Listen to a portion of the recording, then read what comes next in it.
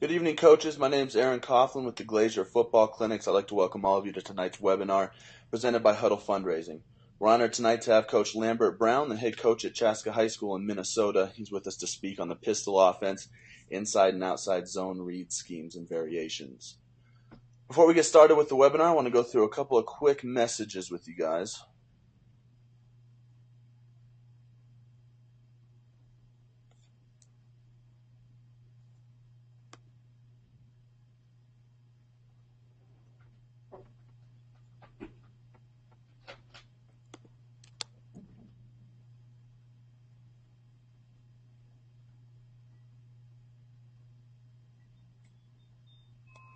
There are two options for audio with this webinar. Options one is your computer speakers.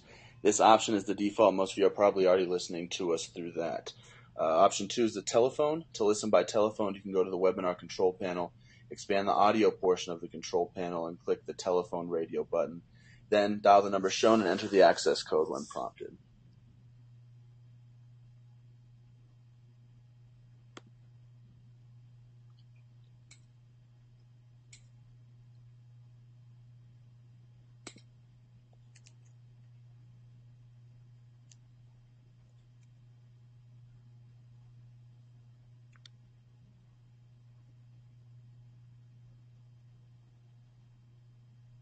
With Huddle Insider accounts, you can give parents, alumni, and fans their own Huddle login and raise money for your team. Who gets an insider invitation is entirely up to you. All you need is their email address to get things started. You choose the price they pay for an entire season's worth of access and determine exactly which video they can watch. Keep track of sent invitations and use your funds at any time right in the fundraising tab of huddle.com.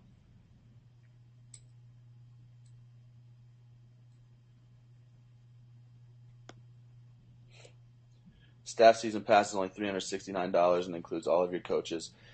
That means varsity, JV, middle school, and feeder programs as well. We're also offering the premium staff season pass at $499, which includes a subscription to efootballflix.com. Glazier Clinic Online is also included in the season pass, offering over 50 instructional videos, over 1,500 sets of clinic notes gathered over the years, and over 250 of these archived webinars. If you're not a Glazier season pass holder and you're interested in trying out Glazier Clinic Online, email me, Aaron Coughlin, at acoughlin@glazierfootballclinics.com. That email's right down here on the bottom left of the screen. With your name, school, or organization, and state, I'll get you set up with a 3-day free trial. You can also find that at glazierclinics.com.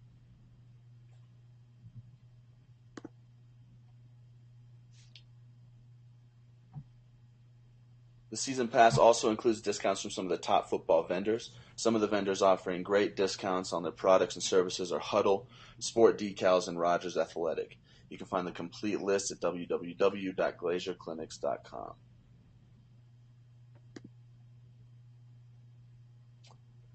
Football is changing. Every parent wants to know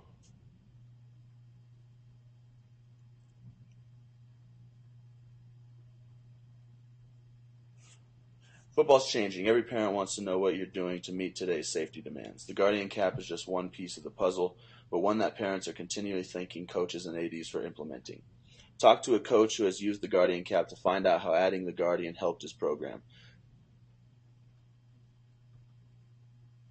Since football's changing, it's time for your equipment to change too. Over 20,000 athletes have reduced the impact of their heads. For your athletes to be the next to see what we're all about, visit us at www.guardiancaps.com. For questions or references, call or email anytime. Since 1968, football coaches have trained youth, high school, college, and professional champions by making Rogers Athletic training, sleds, and dummies an important part of their practices. Football practice drills on Rogers equipment help coaches teach player fundamentals and protect athletes by limiting the amount of live contact. Our blocking and tackling sleds, offensive and defensive linemen shoots, and football dummies give your players the confidence to practice with game day aggressiveness. We also supply all your football field equipment from goalpost to chain crew sets to give your stadium a professional look. Rogers Youth Football training equipment, including youth sleds, dummies, and youth shoots, safely teaches new players the basic fundamentals of football. Rogers understands champions are made long before the games begin. Winning a championship on the field starts before the cleats hit the turf. It starts in the weight room. Our principles of innovation, quality, and skill development are our top priority. From our heavy pendulum power racks to our complete line of pendulum plate-loaded machines, you can train the entire body, build explosive leg strength, a strong core, an iron grip, and neck training to help prevent injury and lower concussive forces in your athletes. You can see the difference, you can feel the difference. No wonder the most serious athletes, from professional football players to America's elite military forces, train with pendulum. Quality, innovation, and value from the trusted leader, Rogers Athletic. For more information, visit www.rogersathletic.com. Coach's Choice is the place to go if you're looking for the best instructional books and DVDs. They have a full library of instructional material from many different categories. To access these videos, visit their website at www.coacheschoice.com.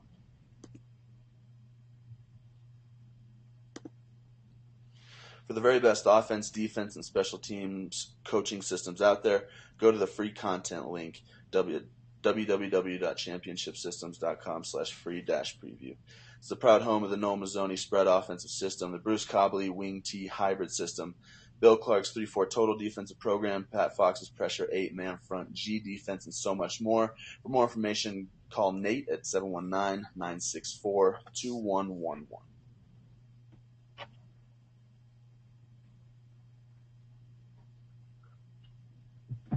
All right, Coach Brown, right now I'm going to go ahead and give control of the screen over to you. You'll see that Show My Screen button pop up, and just give that a click as soon as you see it.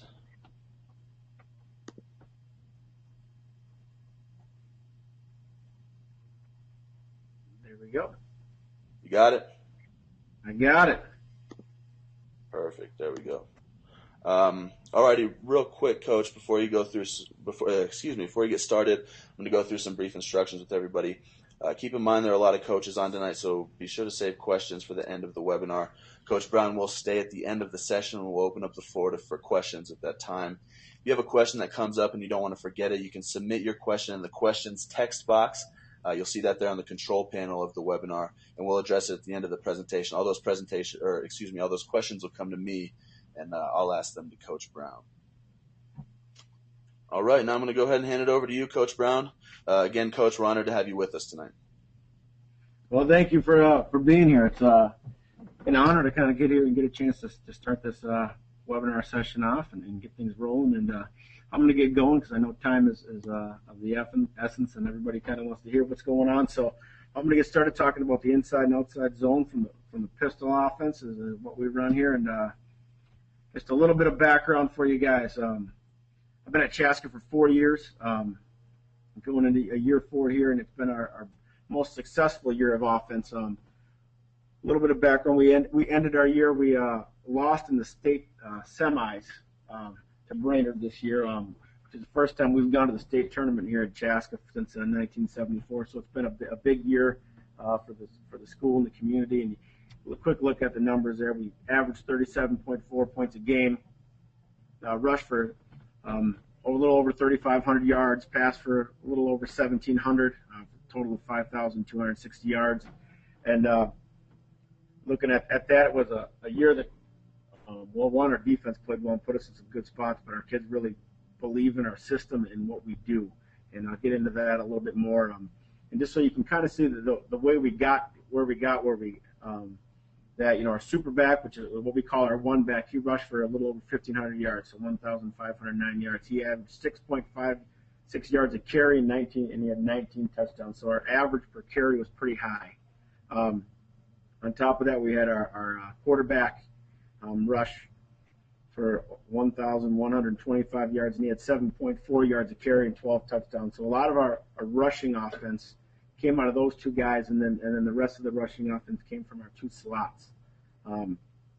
In different ways we get the guys the ball that I'm going to go through, and some of our jet schemes and some of those things. But overall, I thought we had a good balance of offense throughout the year, and the simplicity of the offense really is what makes it go. And I'm going to get a chance to get into that now. So why we chose zone. I started off, I played in a flex bone system similar to Navy, Army, Georgia Tech. That's what I played in. That's what I started coaching, and I was lucky enough to coach at my old high school at White Bear Lake. When I graduated high school, my head coach got done playing college football. He hired me on it, and that's kind of where I learned the game. And then as I got my first head coaching job, which was 6 years ago now, went in and had 3 quarterbacks who were all coming out of a shotgun offense, hadn't taken any under center snaps, and we said, let's go to pistol, and we ran pistol veer, pistol midline, speed option, outside veer, and that kind of stuff. And as we moved on, the place would end up cutting back quite a bit, and zone was part of our package, but wasn't the main part of our package. And also the way that veer is something we do. It's part of our offense, but it's not the mainstay of our offense. That's inside and outside zone, and it's because of these factors. It's because it's great against all fronts. We don't really concern ourselves with what defenses line up, and we know that we're going to get an odd front, an odd stack, an even front or an even stack, and that's kind of all our guys know, and that's all our old linemen really worry about. And so what the zone's done for us is it's allowed us to have simple rules with our linemen, and it's created consistency and confidence in those guys so they can go out and play. And I think that's allowed the skill guys to look great because of what our old linemen are able to do. I also like that it's got 3 different points of attack. We can bang it in there, we can bend it, we can bounce it, and I'll get into that a little bit. And then also, the quarterback can pull it and take it off the backside edge. So it really puts a strain on defenses and makes them play assignment football. We found that when teams try to blitz us or teams try to play multiple fronts, it puts them in a harder spot. Our zone scheme, our option football scheme combined with our no huddle pace really forces us to see forces defenses to kind of play some vanilla defenses against us and let us do what we want. And it's led to a lot of success this year. So real quick, the differences for us, and I know everybody's different, and this is just how we look at it and how we teach our kids, is a difference for them between inside and outside zone. And with inside zone, we want our super back, our one back, we want it to be an A to A run. When that play bounces, typically things have broken down inside and we're in play. That's kind of when we found we get our negative yardage plays. So we really want it to be an A gap to A gap run, and we tell that guy, hit it in the backside A gap, and if it's not there, you can bend it back, to the play side A. But that's where we really want that play to hit. And after that, that's kind of all I tell them. After that, I let an athlete be an athlete. Our outside zone game, it's more of a B gap to D gap run. So we're trying to hit in perimeter. We'd like it to hit in there, but that play tends to get to the perimeter a little bit more. And then how we teach our double teams, in our inside zone, we look more for vertical double teams. We want to get vertical movement and off the backers. So we tell our linemen to pound it down and let the backers kind of show up in our laps. And with that, we have our superbacks press the hole a little bit more to get those backers to step up and kind of deliver those guys to the linemen. And our outside zone is more horizontal double teams where they're working to get outside leverage, and I'll get into those schemes here, but it's more a horizontal double team, and so our steps are different on that. And then our inside zone, we tell those guys that's a physical play. We don't want to be an inside zone team and be finesse. We want to be a physical inside zone team. And so we tell our guys that, and we want those guys putting guys on their backs, and we want pancake blocks, and we want defenses to not want us to run that play. Outside zone, we still want to be physical, but it's more of a position play, and the placement of the head and being able to reach and overtake and those type of things are a bigger piece of making that play be successful. Real quick before I get into schemes, I just want to quick go through the thought process, and this is stuff that I'll talk about as we get through plays, but the thought process for me as being the O coordinator, first thing we look at is where our numbers. So where's our numerical advantage? And we can get that through formation. We can get that just by how the defense aligns. We can get there through motion. But we're trying to find where our numerical advantages, and then we're trying to find where the defense's weaknesses are. So we'll do that through film study. Maybe it's who we're attacking. Maybe it might be who we're choosing to read that game. And we'll try to, find, oftentimes it's who's their best player, and let's just read that guy and make him be wrong. And then also it's where are they weak by alignment. The next thing we look at is angles and field. So who has the best angles? And I guess the best example of that is, when we go against even fronts in a four-man front, we find it's much easier to double team, a two-eye or, a shaded nose and get off to a backer than it is for our guard to try to reach a three technique to the play side. It's not a great angle. The guy's already in a B gap position. And so we try to look at where are our best angles to run these plays. And then we try to find where's the space in there. Are they we're in a spread formation. Are they taking a backer out of the box? Where are they giving us space to run the ball? Is it to the field? Are they overplaying the field and now it's to the boundary? But we try to find where that space is. The last part of it is where our playmakers are, and so we try to build things into our option offense where we know if our playmakers are hot or we just know we got to get the ball to these guys.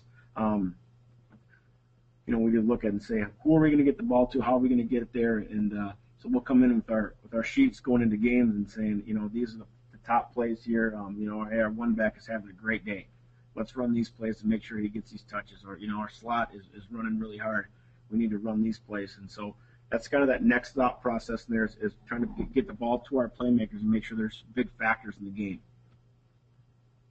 I'm going to get into a little bit of inside zone rules here. And so, it's a modified blocking scheme, so a modified zone blocking scheme. Everybody teaches zone a little bit different, but I think, they've all got merit. And one thing I did as we made a decision as a staff to be a zone team is reached out to people. I talked to Anthony Prattley with Pistol Spread Option and talked to him all the time. Luke Ethington out in Maryland, and then went out to Oregon and talked to the end zone guys and trying to get as much information as I can about people who are doing this successfully. And I'm probably a lot like everybody else here. I'll be logging on to all the other webinars and trying to learn as much as I can. And so I think one thing that makes our schemes successful and has helped our kids is it's pretty easy. I sit down with the kids and we can have them recite back what they need to do and be prepared to do this in about 10 minutes, which is good. And so our rules are, if we've got a covered guy, his responsibility is to block the play side number. And then we go through the steps of how we get that done. But they know if you're covered, you got play side number. And that's how we teach it. So we're in film study, we're doing a breakdown, or we're doing a game plan. We'll say, all right, this is their front, you're covered, what's your responsibility? Play side number. Our uncovered guy, he's going to block the play side gap, the first fat guy at second level. So we call it GFS. And so that's kind of what they say so we shortened it up a little bit. So they know that they're responsible for gap. Anything shows in that gap, that's their first responsibility. If nobody shows up in their gap, now they're on the double team, working to pound it down, and the last responsibility is second level. So that's how we teach it. That's our rules for our inside zone blocking scheme. What it means to be covered. We try to keep it as simple as we can. We tell them if you can reach out and touch a guy, you're covered. One thing we try to utilize is we start off with our base splits at 3 feet. We go 3-foot splits, and then we adjust from there. So you'll see our guys, and I know video doesn't come through great on this, but you'll see our guys in film, and if you're interested in any of that, you can feel free to let me know. I got my contact information at the end, but we'll line up with 3-foot splits, and then we'll adjust. So if your guy's covered, let's say we're going against a 3-4 defense, and the guy's covered, our tackles are going to take a step wider, and they're going to get those things to 4 feet. We're going to try to create bigger gaps in there. If the guy's uncovered, he knows he's going to have to double team, so he's going to take a step down. And it kind of creates seams for us on there. So we teach our guys that covered, uncovered, and knowing those type of things. And so if we're covered, you can reach out and touch a guy. Your job is to block that play side number, and we do it a couple different ways. If we've got a backside shade, so on this example, our O-line is all zoning to the right. They're all taking zone steps to the right. So if we are covered our backside, we call it a lead step. And what a lead step is that guy's going to, everybody's stepping with their right foot. Our right, in this case, our center is going to take his right foot and just step vertical with it. And what we want to do with that is if we want to create a bigger gap, and we found when we take zone steps on that, and you've got a backside shade in there, it creates a bigger gap and makes it hard for the double team to occur. It puts the backside player, the guy that you're double teaming with, in a little bit of stress to get there. And so we moved to taking a lead step and being more physical at the point of attack. So he'd take a step with his right foot there. And then if we have a head up or a play side shade, we treat those the same.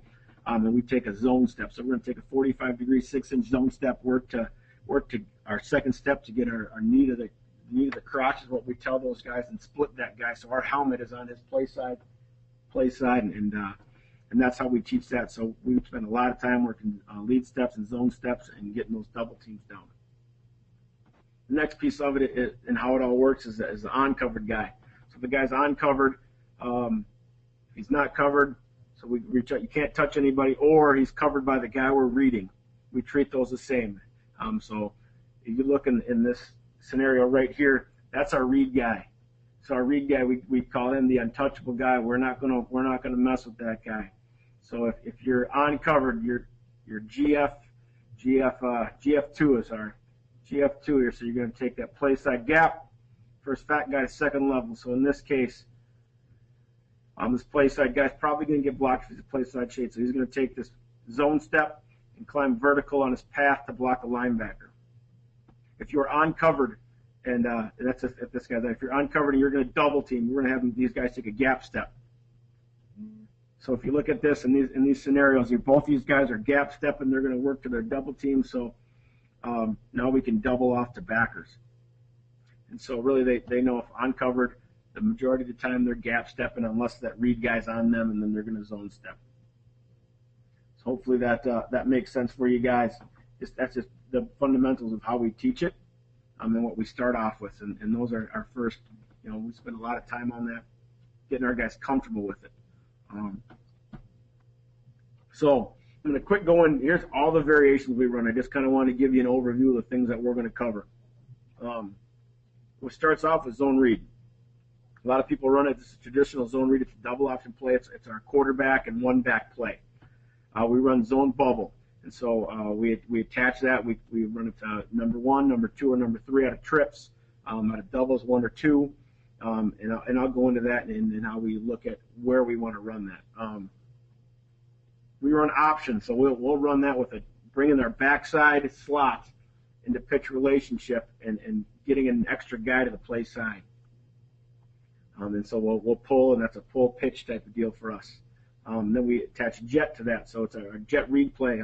We run a lot of jet. All of our jets are jet reads, so our O-line kind of just know a zone. They have no idea any of these tags. All these tags are backfield tags. So for our O-line, it's inside zone. Hey, you want us to zone right? We zone right. All the other stuff is all the smoke and mirrors and all the different stuff to get our players the ball. So in this case, when we run our jet stuff, our quarterback replaces the super back, which is the S, as the inside runner, and the super back becomes a lead blocker. So we get an extra guy to the play side. So it's a play that we like to run if our quarterback's running well or our slots are running well. We know we're going to have those guys in a good position, and allows our quarterback, if we've got a guy we feel like is a good zone runner at the quarterback position, which we have this year, it allows him to be the zone back, and we really like that. Backer is a tag that we use to change our read man to the play side linebacker. So if we were zoning right, what it does is it changes it for really one guy, and the guy who the read guy was on. So our tackle, if we're zoning right, our left tackle would hear that backer call, and he would know that we're now reading that high backer, and now he's going to base and block on to the guy who was the read key, the DN. And this is one of our answers for scrape exchange. So if we've got a lot of teams that like to pinch and scrape and play different games in there, we'll read that backer and let him run himself out of the play and give that ball to one back, and now we've got an advantage of numbers in there. The last variation we run is midline, and what that does is change our read guy to the interior lineman. So typically we do it to a 3 technique, but it allows us to run midline zone, midline scheme, midline type of play with our zone schemes up front. So all that changes for our whole linemen is they just know we're changing the read key. And other than that, it's a play that we only run right now against even fronts. We've toyed with it against odd fronts. I just don't quite have the balls to run it at a true nose. But I know other people do, and that other people have done it. But it's something that we run against even fronts. So real quick, our zone read here. We read the C-gap player, and hopefully you guys can see that. I know some of the rules and stuff down there. We just got done playing about a week ago, so I didn't get a chance to change all this stuff. But as we went through, hopefully most of it's correct, and if there's any questions, you can let me know. But all the diagrams, and I'll talk through everything. So again, I used to have on here a bang, a bend, or a bang, a bend, and a bounce in here, and we got rid of the bounce and let our athletes, if they saw the bounce, just take it.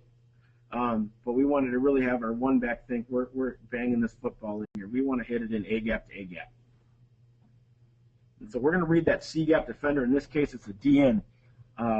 So our O linemen are using their zone scheme. So in this case, he's covered, but he's covered by the untouchable. He's covered by the read key. So he's going to zone step and climb the backer. He's uncovered. So as an uncovered lineman, he's going to gap step and work this double team. Gap step and work this double team. Okay. The nose, the center's covered by a true nose, and so he's going to zone step and work the double as well. Now these two, really, if we get a 5-man box, we tell these guys we're going to pummel the nose, and so that's one of the reasons why we really like running the pistol out of the spread offense, is we can get 5-man boxes and dictate that, and now it gives us a chance to really tee off on a nose guard, especially if we get a good nose guard. And get a true double team because the tackle can now get the backer. These two are responsible for these two guys, so he's uncovered. He's going to gap step, work the double team. He's going to zone step because he's covered and work the double team as well. He's looking play side number. He's working gap, first fat guy to second level. Okay. Both our slots are responsible for edge, and just so I've been through quite a different ways of calling.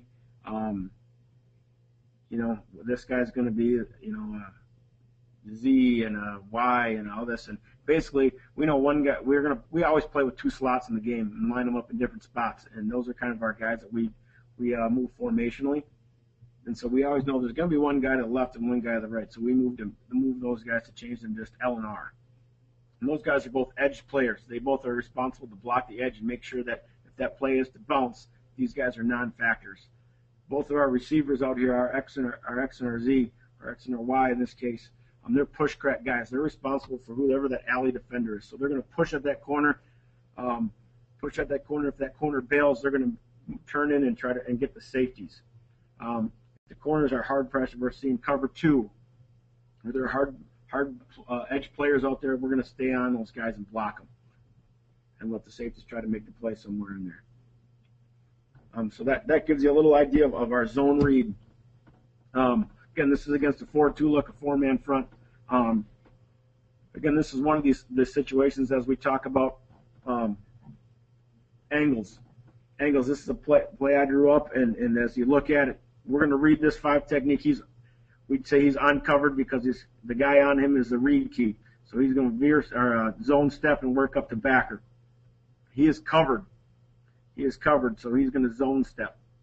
He's uncovered, so he's going to gap step. He covered, zone step, covered, zone step. What this does is I've put our guys in a kind of a tough angle here. This is tough to reach this 3 technique. We've got a center who really doesn't have a true guy to double team with, and a guard here, a right guard, who's got a tough angle to block that. So so as I talked about angles before, this is a play that we prefer to run the other way. And I'll show you guys that here in a second, but it's a play that, as we look at zone read and the way we block our zone, we prefer to run it the other way, or change up who we're reading. So as we go into our slot and receiver rules, this is kind of one of the better things that I got last offseason, and got some stuff from Coach Bradley and Coach Ethington, the pistol spread option, and then got some stuff from Coach Frost and the coaches at the University of Oregon. So here's kind of we have a read side and a give side, and that's how we teach stuff, as well as in our bubble game. And so you can kind of see our bubble game. This is how it looks. With that, I'm going to go through the rules quick so it fits for everybody. So our job, if you're number 1 on the read side, your job as a receiver out there, number 1 is to block the most dangerous man. And then number 2, your job is to bubble. On the give side, you're a push crack player. and our number 2 in there, our slot, is an edge guy. When we go to 3-by-1, our number 1 and number 2 are both responsible for the most dangerous man. They're going to both go out there and get their most dangerous man. Well, number 3 bubbles. That's the base way we run it. We change up who we run it by tags, but if we were just to call, zone bubble, that's how we get there. On the backside, we're going to push crack on the give side. And then if we go away from 3-by-1, which we do, our number 1 becomes a bubble guy. So we've got a one-on-one out there. So if we have a chance that the corner's way off or they do something, we're going to take that one-on-one advantage with our number 1 out there. On the give side, our number 1 is going to push crack. Our number 2 is going to block the edge player. And our number 3 is going to do what we call a load. He's going to end up being like a tight end or it could be a tight end. It could be a slot in there, but he's going to end up helping to block, making sure backers don't come out, and he becomes an additional blocker for us. Move on to this. So our zone bubble game. Zone bubble is probably what we run the most of. Zone read is kind of where we started in the base of it, but zone bubble, I think, puts another dimension into the game for us. And it forces defenses to stretch to play the whole field. We found when we just ran zone read, we'd get a lot of edge pressure, and put these guys in some tough spots to block an edge guy who's blitzing. They may come late or whatever it may be, but it's almost an impossible block. So we moved to just bubbling, and so that's kind of how we do it. So our O-line schemes are the same. He's covered by the untouchable, by the read key, so he's going to consider that uncovered in zone step. Okay, uncovered gap step, covered zone step, uncovered gap step, covered zone step. Looking play side number, going to backer. He's GF2, gap, fat man, second level. So we are going to read the end man on the line of scrimmage, or who we consider the C-gap defender. In this case, we're going to say it's this guy. And then we're going to pitch up the next guy in the perimeter. So how this builds, and as we get into this and we talk about taking advantage of numbers, this is probably the easiest way to talk about it and get through this. We're going to, as we call this play, we're going to look at numbers. Our quarterback's going to come up. If we get a 5-man box, he is thinking we're going to run the ball inside. And so we've got some calls that'll tell this player to sift through and make sure that he is going to block whoever the B-gap defender becomes. So it may be this guy coming, it may be him, and he comes out. We want to block whoever can make the play on the dive, on the give of the zone. So if we got 5-man box, that's what we're looking for. We feel like we've got an advantage by the way we count. And so the way we count is we know we've got 5 linemen here, so we've already got a 5-on-5. And then we're taking one of these guys and reading them, so now we've got 5-on-4. And then we add these guys in, and we say that we've got 7-on-4. But I think it's a pretty good advantage. That's kind of how we tell our guys our numerical advantage here. Other things that we do, we know that this guy, they like to play games with this guy. So if they're going to bring this guy in the box and try to play him as an edge player and not respect that, so if they're going to bring him up and we know, or we see blitz coming, we're going to pull that ball and throw it immediately. As we got better at it and our quarterback got more comfortable with it after about game 2, when he saw that guy line up in there, he would just step back and not even mesh and fire that ball out there. And what that's allowed us to do is combine our bubble game with our zone game and not have to call them a separate plays. So we tell our players, and part of our buy-in with our guys is just tell them we're going to be a play ahead. So we know that, whatever they decide to do, we can be a play ahead and not have to call it the next play. So that's one of our answers there. We find if this guy is going to line up inside here and just split the distance, we're going to read that thing out. And so we're going to read that 4 technique, or whatever. He may be a 5, he may be a 4, but we're going to read the defender out here, C-gap defender, and we're going to throw off the next guy in the perimeter, and we're going to read that thing out. So if he was to crash and take dive, we're going to pull that ball. And this year we had a quarterback who could run. We told him we want you to pull the ball and look to run. And if this guy is to attack, then you throw. In previous years, we've had guys who weren't as athletically gifted, you could say, to run that ball, and we'd tell them to pull the ball and look to throw. And then so we'd pull that ball, look to throw it on the run. And so that's kind of how we build in answers and try to get numerical advantages. We also do it by formation, and I'll get into some of that here. As we move on, some things that cause problems is backside edge pressure, and we talked about this as something where he's responsible for edge. If this guy lines up in here and comes, he's got no chance of blocking that guy. Absolutely none. I'm putting that guy in a bad spot, and that's probably my fault as a coach. So we've tried to build an answer. So whenever we feel like he can't get there, so in this case we'd say he's lined up too far inside, he's declared himself as a run player. We're going to make a Momo call. He's going to yell in there, and he's going to say, Momo, you're going to pass it on. It's going to tell him the tackle, he's got a man on and a man outside. And it sets our zone one man wider. So now we're going to reach out, and he's going to gap step out to this guy. He's going to gap step out to the forward technique. They're going to zone to the backer, and it allows us to still have an advantage to run the ball in there. And so that's one of our answers in their backside, and we look at it, and when we tell these guys, we kind of came into some problems early on when we installed this and gave this as one of our answers on the fly. As one of the problems was, he would still, our right tackle in this case, as he's zoning to the right, would still take a zone step and kind of wait for this guy. And we've kind of told our guys, block the guy in the angle you find him. So if the guy's already wide and he wants to be a wide player, block him on the angle you find him, and the back needs to be an athlete and cut up underneath. If the forward technique in this case wants to stay and remain a B-gap player, which he should, we're going to block him on the angle we find him and let the ball cut up in here. If he decides to cross face because they've got some sort of a stunt going on, then we're gonna try to get his play side number. We found we've had much more success when our guys are just blocking him on the angle that they find him. So hopefully that makes sense for everybody here. Again, we've got bubble here. He's got most dangerous man, edge, push crack, and our up front, nothing's changed. So zone read, zone bubble, O-line, nothing's changing.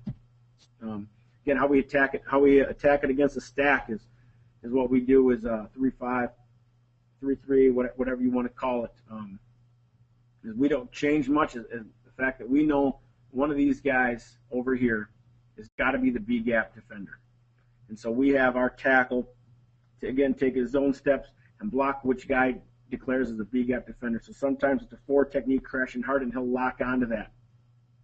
Or the forward technique can go out, the backer will come in, and now he's going to get the backer, and we'll give the ball in there. With that, these two are our nose, our center and our guard. They are responsible for the nose and the Mike backer. So they're going to work their double team. So he's going to gap step. Okay, so he's going to go gap, first fat guy, second level. He's going to take his zone step, and they're going to double this guy and try to create vertical movement to the backer. These guys are going to do the exact same technique.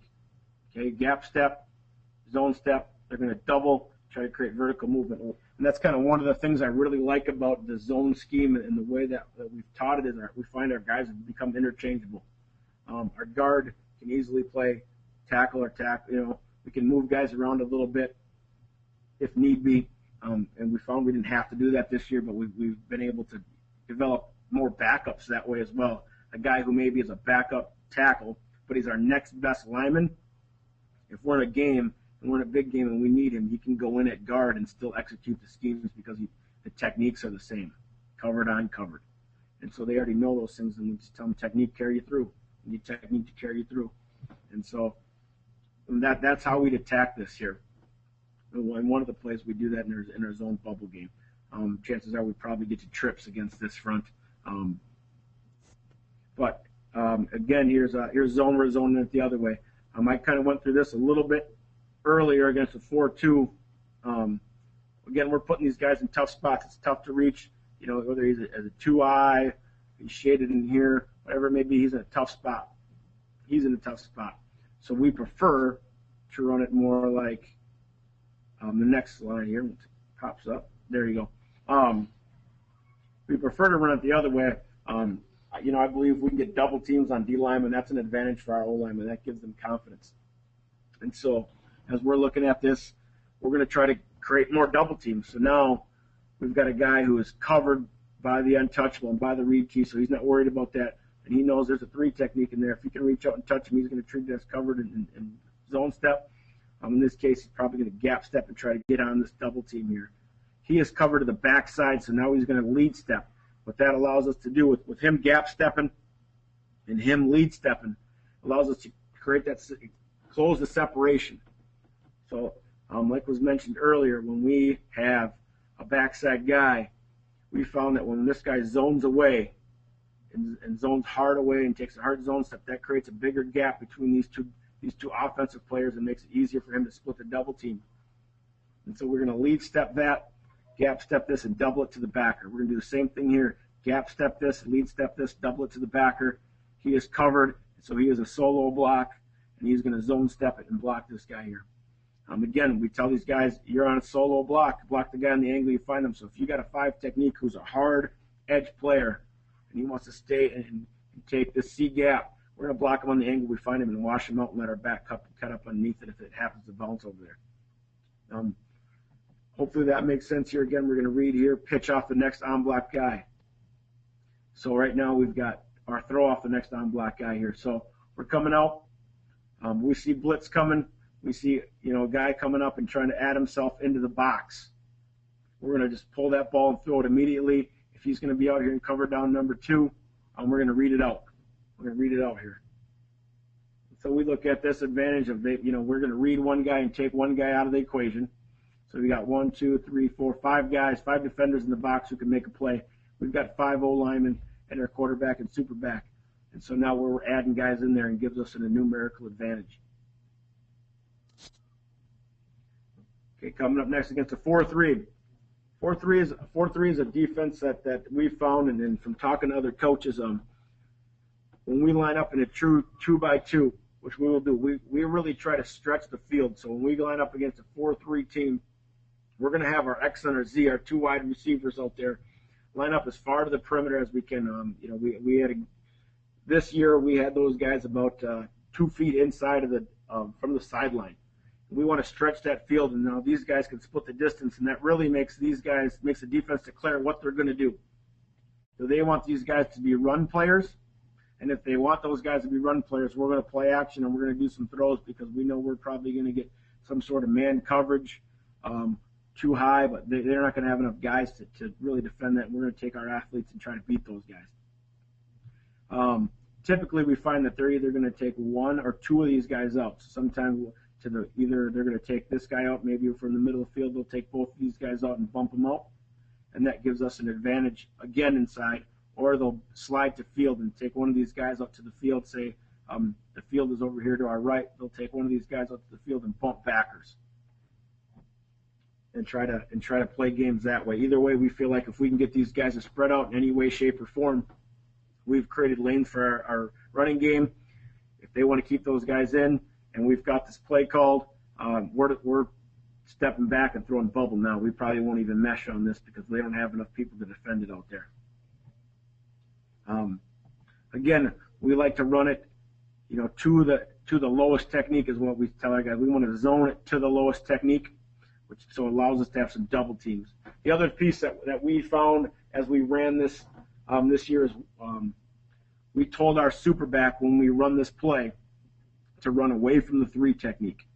And what that allowed us to do is get a double team here. We allowed this double team to work to this backer if he was in the box, whether they slid or not. So if they're going to slide this guy, now we've got a backer here. They can work to this backer, and these guys can double to Mike. So that's kind of what we got to after the second 4-3 team we played. We made that adjustment, and then it really helped our play. So no matter what way we ran it, we told them, your cut needs to come away from the 3 technique because they're going to have an on-block defender unless I add a guy to the box. So I need to add a tight end to the box. I need to add a fullback to the box. I need to add somebody to the box or I've given the defense an advantage.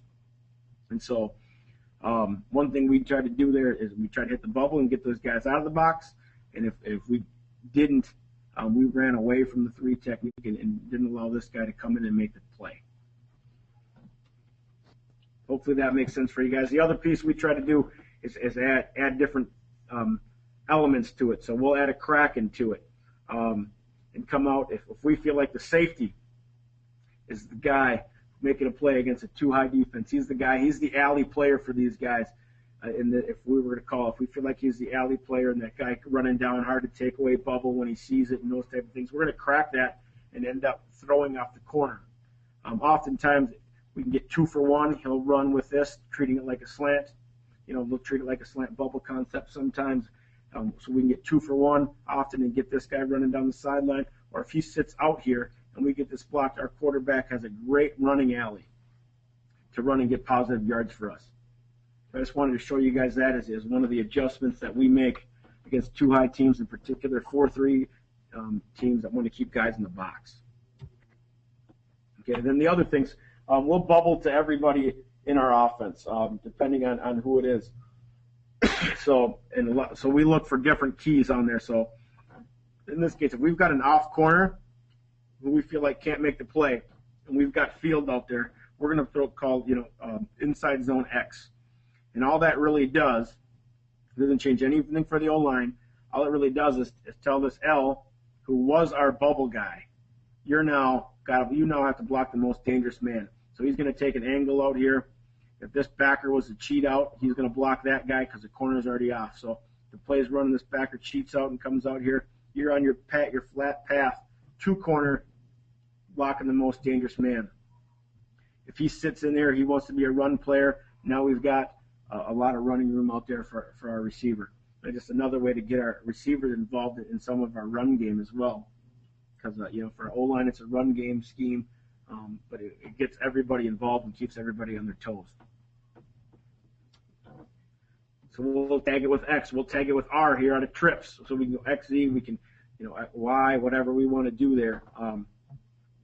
We'll tag it here in trips. We'll tag it with an R. So if we feel like we can get into trips and they're not going to, they want to slide a backer out to take away to trips and they want to keep a safety high, I feel like we've got enough guys out there that we can take advantage of that. So now we're going to tag it with an R. And here's kind of how we look at it, numbers-wise and angle-wise, why we do what we do out of trips.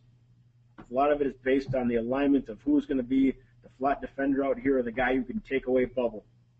And if the guy who can take away bubble is out here over number 2, that's the guy we want to bubble. We want to put that guy in conflict. And so his responsibility is out there for a reason.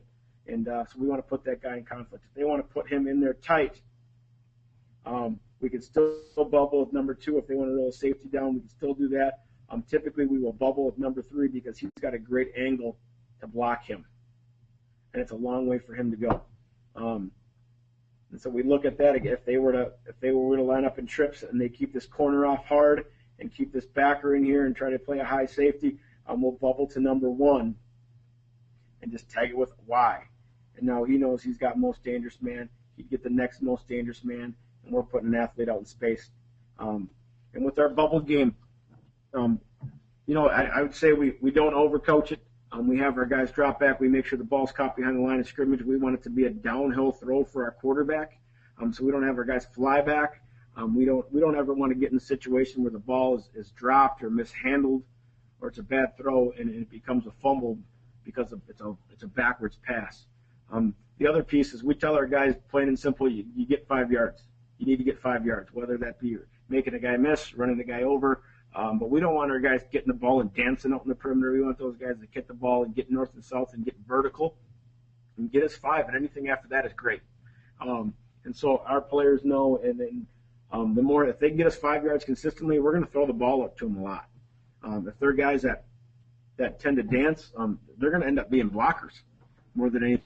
And what that's done is allowed our guys to all catch. They all want to block hard for each other, but they all want to get the ball and get vertical, and it's allowed it to be successful for us just by simply telling them they got to get 5. And it's when they can run back to the huddle and say, "Hey, I got 5." They're saying that because they want it again, but they also know the expectation. So here's an example of running zone. So we're in the inside zone. We're zoning to the right. Again, if this backer were to come in here tight, O-line would make a Momo call. Our tackle is responsible to make that. When he's to the short side here, he's responsible to make that, and we can zone that out. In this case, if he's wide and covering space, or I'm worried about what our Z is going to do back there, we would keep him in the box. Right now we're just trying to take advantage of angles. We feel like we've got angles here. He can block here. He can block down on the backer. He can block here. We've got angles, and so we're going to take that and call it zone bubble R. Zone bubble R. So hopefully that makes sense, guys. As we're going through, I don't think there's anything groundbreaking about it. We just try to spend a lot of time finding who are our best athletes, what are our best angles, who do we need to get the ball to, and what's the most efficient way to get it there. In this case, if we get backer wide out over number 2, that's a tougher block, especially, or if he lines up outside, that's a tougher block for him to get to his outside. And so we take advantage of that and just say he's out here for a reason. Again, we're going to bubble with L here in trips. Again, our formationally, we know one guy's going to be L, one guy's going to be R. So they line up, and that's kind of where they get. And we play with that a little bit. If we know we've got, we went into a game and had a backup slotted who was a better blocker. And so we always kept him as the inside guy. And so he was always the inside guy. So if we were in trips left here, trips left formation, he'd be the R. If we were in trips right, he'd be the L. But their assignments don't change, so it's easy for those guys to do both. Again, here's an example of when we run X. We got a corner off, a safety off, a backer who's trying to play it in between. So backer kind of trying to play it in between. He hasn't really declared if he's going to be a run player or a pass player. We assume he's going to be a pass player, but we want to read that guy then and make him declare what he's going to be. So we've got a great angle to block the corner. We've got a great opportunity to go get the safety, and we tell our slots here, on your path to get safety, if anything else shows, you block it. So if for some reason, this backer tries to fly out, we're going to block that guy and try to let the safety make the play. Typically, these guys are box players and are going to stick in there, and so now we're going to get up to safety. It gives us an opportunity to just get numbers out in the perimeter, as well as our run game inside. Let's see. Backer is another tag we make. I've got a few backer slides. Again, willing to go through that. Backer is one of the tags that's going to mean something to our O-line. Backer changes our read. So our read has typically been the C-gap defender. We've called it a couple different things, but right now for our O-linemen know that it's going to be, we tell those guys it's the first guy on or outside the tackle. We don't want them to worry about who the C-gap defender is and seeing everything. We want to keep it really simple for them, so we tell them it's the first guy on or outside the tackle. So typically this is the guy we're reading. If we get a lot of pinch scrape exchange type of stunts where they're trying to do different things to cause confusion, we're just going to read the backer. So all that does is change it for really one guy. In this case, it's our left tackle. He's now going to block and base the 4 technique. When we have them base, we keep it. We tell him he can't lose the line of scrimmage. He's got to step with his inside foot, so he cannot let the guy cross his face. He cannot lose the line of scrimmage, and we want him to try to get vertical movement. So if the ball is pulled, our quarterback has the opportunity to cut off that and get out to the perimeter or make the throw. The other kind of change we make with our super back is we tell our super back we want him to bang it in here or bounce it out. We do bend it from time to time if the back is really wide and that's where the hole shows. But we really want to run away from where the backer was scraping. So if he's gone, now we've got an opportunity to run it in there. So again, this is an example with a Momo call just so you can see it. Again, the R is in a really bad spot to block this guy, so he's going to call down to this tackle. This tackle's going to see it. They're going to make a Momo call. He's going to communicate that Momo call. It allows these guys to move their attack, the point of attack, one man wider, and now we can get up to the safety and be an additional player for us, additional blocker for us in our run game. So that's how we do backer. The simplicity of it is what I love. Really, it just changes from one guy, and it allows us to be really dimensional in what we do. Jet is another tag that we put on our play. So we run jet with our inside zone schemes, our outside zone schemes, our veer schemes, our gap schemes. We run jet out of everything. We run all these tags out of everything. So we'll bubble with all these things out of our inside zone, outside zone, veer, and our gap schemes. we'll read backers out of all those schemes. So we really try to build it with these are our answers, these are our plays that we use, are different variations of what we can use, but not change things for our O-line. So when we run our jet here, our O-line is here in zone right. They're all, whatever you want to call it. Everybody calls it something different. You want to hear what we call it? Give me a call. I'll tell you. But we're running zone right here. Our O-line's running zone right, and our backfield is running jet to the left. Okay, so with that being said here, we've got our O-line. All they know is zone right. Our backfield knows we're running jet to the left. So our receiver out here is responsible to stock the corner. We want to try to block that guy where he wants to go. We tell the guys once he's outside the numbers, we need to force him and drive him out of bounds. Our splits allow us to really get guys wide. So typically our jets cut up underneath it. Our L, anytime we're running jet, our L knows his rules. He's got the first force or he's edge player. So in this case, he's got to block that backer out here. So his job is to work and reach this backer so we can get around that. If the backer is a hard edge player, he's trying to be a contained player and he flies outside, we work our steps. So we're going to try to take a lateral step here and reach that guy. We're trying to out leverage him. If he was to fly outside, we just turn our hips and drive him outside and let the back cup underneath. We also have the benefit of an additional blocker with our super back getting out there. And his job is to block the first thing that he sees. Typically, it ends up being the free safety. And so one thing that I was concerned about running jet out of the pistol was, can I get this guy out here? Do I need to offset the back? Do I need to run it out of a different formation? What can I do to make sure that we are sound out here? I mean, we found that when we run it out of a double wing formation like this, that's been our best way to run it. And the reason it does is that it keeps any backers from blitzing inside when they see jet, and it allows this guy to leave right before the snap of the ball, so we can't get safety rotation.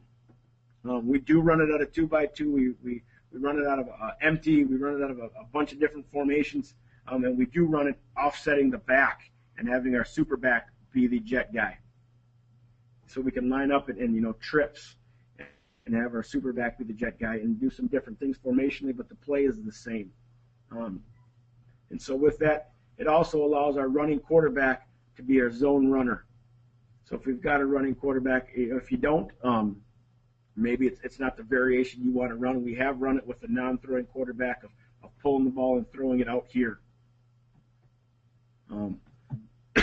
But that allowed. This year we had a running quarterback. As you saw, he rushed for over 1,000 yards, and now he can. Now, if we get this guy to step up, we're pulling it in there. How we execute our jets is the same no matter what the blocking scheme is. We're going to read whoever we've declared as a read guy. In this case, we're zoning right. So the forward technique here is the first man under outside the tackle. He is our read guy. Our read guy, if he can tackle the jet, we pull. That's what I tell our quarterback. So as the ball is snapped, our quarterback is going to take some shuffle steps this direction. Let me go back to that here. He's going to take shuffle steps to the play. So it's a poor drawing. I apologize for that. He's going to shuffle to the play, though, and look to give the ball. It's a tough deal for him, for this guy. He's got to declare right now that he's going to go tackle that guy. If the quarterback feels like he can make the tackle, he's going to pull that thing and come back, and now he becomes our zone back. And he's taught just the same as our super back. We want to bang it or bend it in here and find the opening. We also run it the other way. We try to just be creative in the ways we're going to do this. So in this case, we had a receiver who was a very good runner as well, a dynamic athlete. We want to find ways to get the guy the ball, not have him say you can't be a part of our run game. So now we're running inside zone to the right. We flip the formation, and so our L will come up on the line, and our X can be off the line, or we can just flip these guys by where they align as well. We've done both. Now he becomes the jet guy. He can come. We're going to read it the same way. If this guy chases hard with the jet, we're going to pull it, and now we feel like we've got a chance for a positive play over here. Typically what happens is this guy's not fast enough to come flat down the line and chase that, so we get a give read to a good runner with numbers. He's reaching the edge. He's leading up. We're going to push and find this guy typically about the corner here, and we're getting out there and having a positive play. Option. Option is another play, probably something that I've had a hard time giving up coming from a flex bone offense. But really the reason we haven't given it up and gone strictly to bubble is when we run option, it gives us an extra player to the play side, and it gives us an extra runner over there. So now this guy who was our bubble guy, if we were just to run zone right, zone right and bubble, he would be our bubble guy. Now when we've added an option, he knows he is responsible for backer to safety. So now he takes a flat path. Nothing changes for our O-line. Nothing changes for our quarterback with who he's reading and throwing off of. Now he's just reading and pitching. So it does change for two people. He is going to now take a step, and he's going to look. If the backer scrapes, he's going to pick them up. If the backer is a fill player, our tackle can pick him up, and he can continue on to free safety. We will run this out of 2x2. We'll run this out of trips. We're going to try to find different people to bring, but he's going to come and he's going to be he's going to come and be our pitch guy. And so now we're going to look to pull and pitch rather than pull and throw. And that's the main difference when we add that option tag in there, but it does give us an extra player over there. We also add variations to that. So we're going to option and run crack. We maybe the safety is making plays. Safety is an alley player. Crack is a tag we're going to call. So we're going to run inside zone. Our offense is zoning to the left. We're going to take it and say, let's not let this guy be a factor in here. So we're going to come in and crack him and pitch off the corner. Typically, corners don't want to make those plays in there anyway. So, his responsibility is the same. He's going to five path it, or he's going to go up his backer to safety, come and tight out that five technique, backer to safety, and we've got our backside slot coming to be the pitch guy. It's allowed us to have multiple dimensions in what we do in our offense. One of the last things we do is we midline.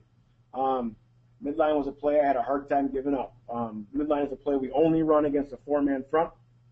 It is a play that we've really had success with, and it really helped us when teams try to take stuff away from us. So in this case, our O-line, everybody from our guard over is just running their zone scheme.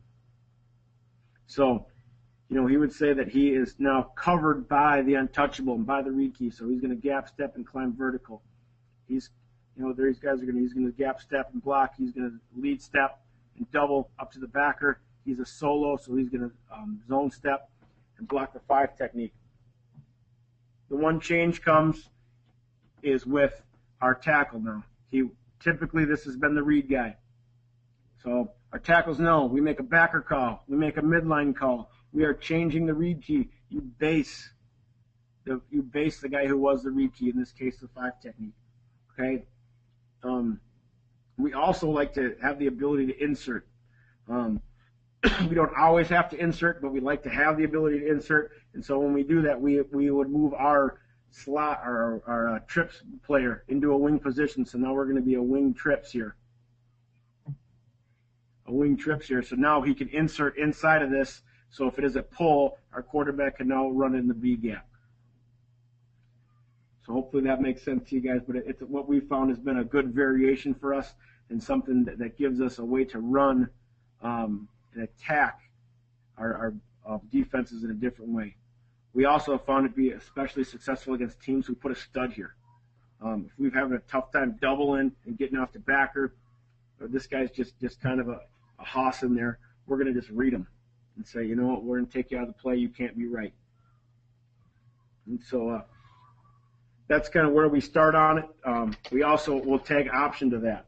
And so now if we've got a defense that's playing this way, we can read this. We can come out and pitch off the next guy. We can still have an insert. But now we've got option. We're pulling defenders out as well to open up seams for our quarterback and our superback if we're running the football in there. We'll also run jet out of this. So again, we're just trying to build things our guys already know. So now we've got, midline right.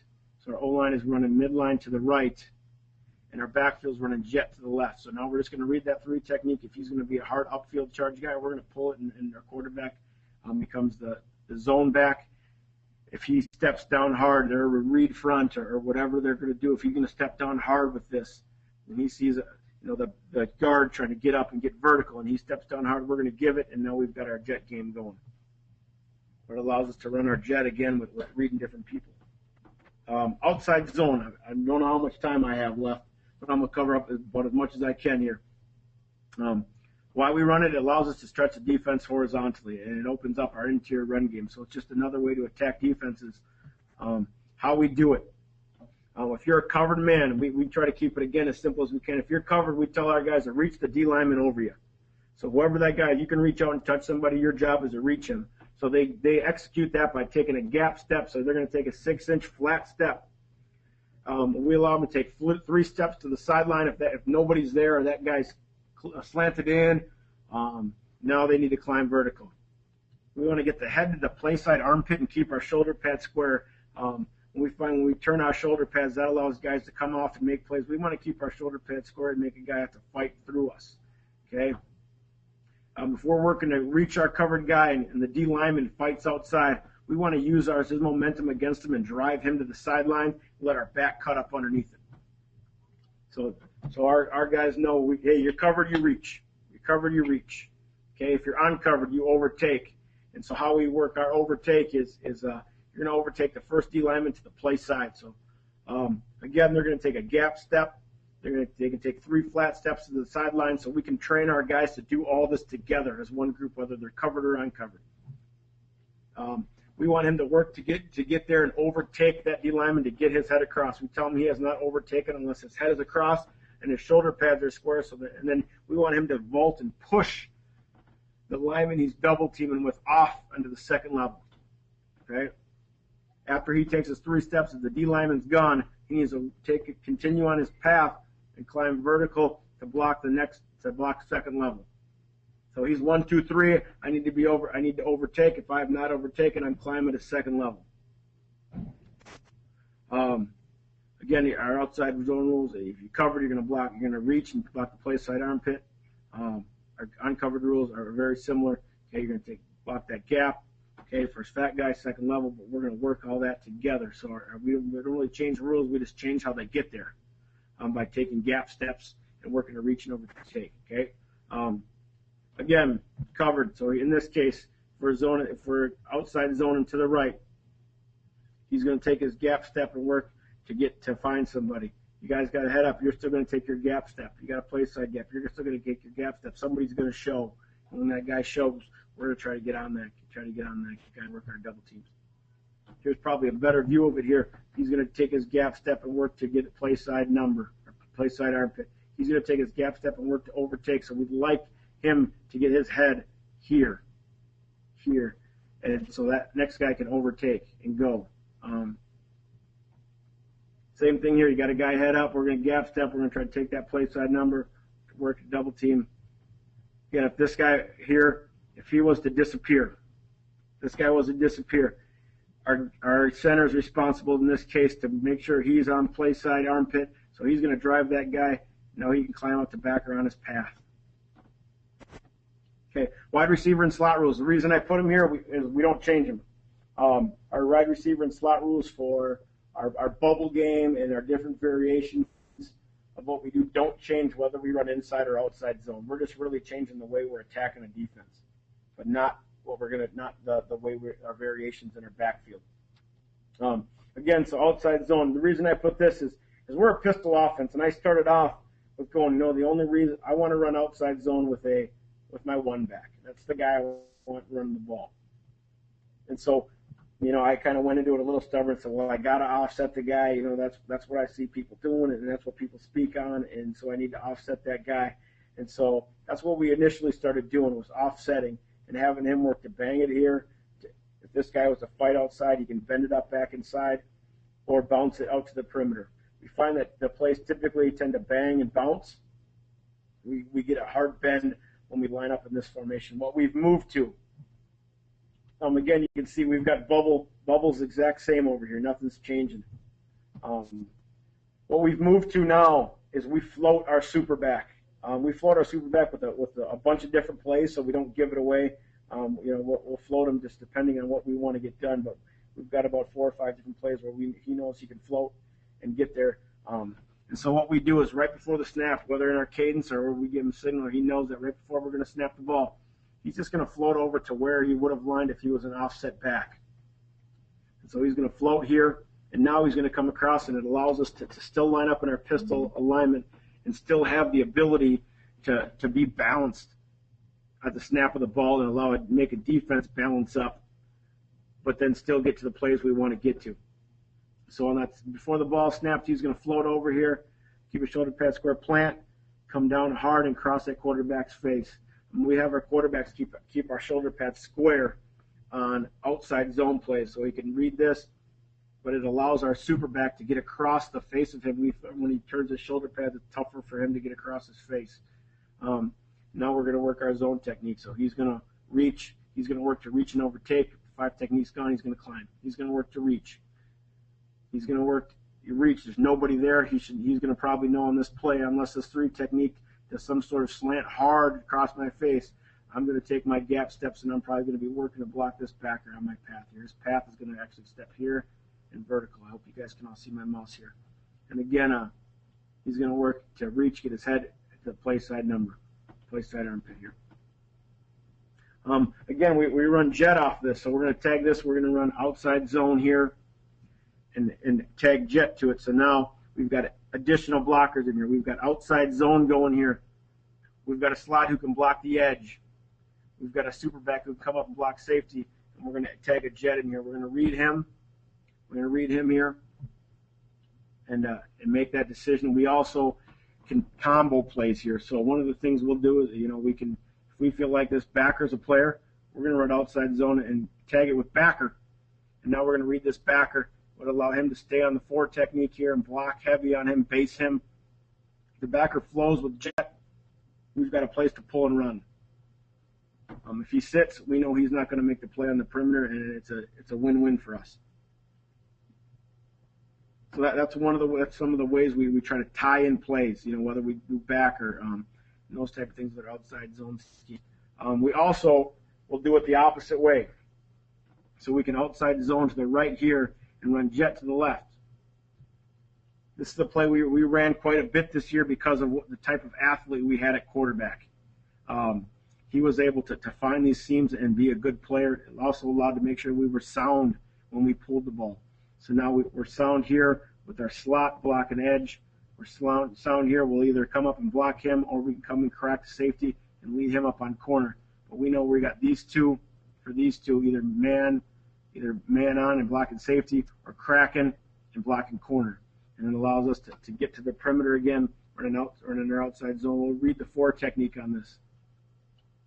On this variation, again, we can tag it with backer.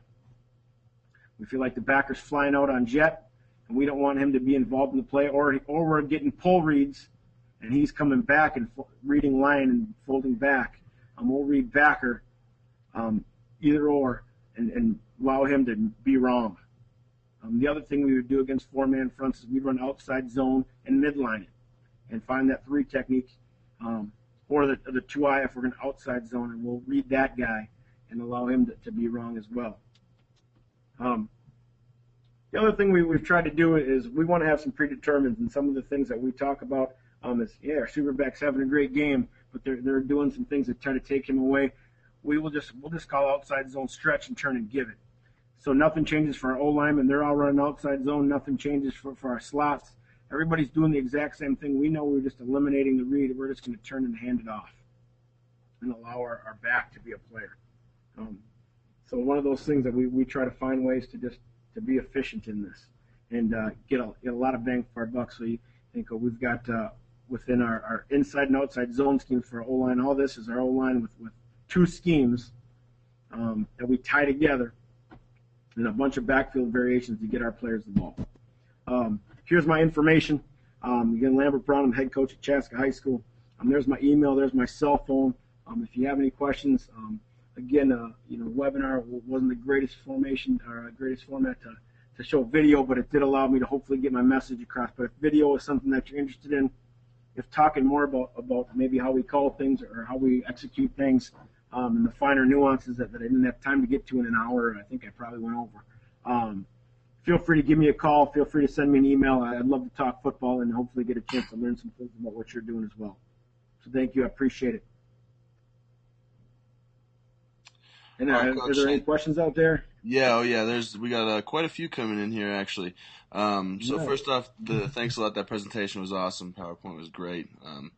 We had a lot of guys on here tonight, so we'll just kind of jump right into this. You still have control of the screen, Coach. So any slides you want to use, anything like that, and you could see your mouse moving around on there too. So any slides or anything you want to What use. I'll do is I'll pull up. I'm going to pull up a slide here so I can draw on it. Okay, perfect. Hopefully Yep, and yeah, anything you want to pull up as we're going through questions here, you'll be able to. You got full control. So I'll give you a second to pull that up, and we'll jump right into it here.